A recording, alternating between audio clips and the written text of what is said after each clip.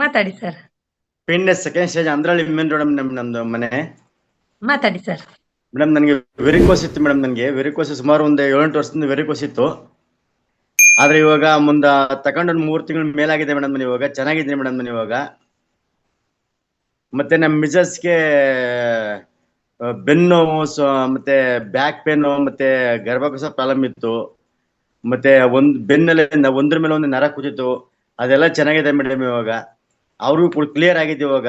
ಮತ್ತೆ ಮೊನ್ನೆ ಇದು ಯಾವುದೋ ಸ್ಲೋಕ್ ಆಗಿತ್ತು ಮೇಡಮ್. ಒಂದು 15 ದಿನ ಆಗಿದೆ.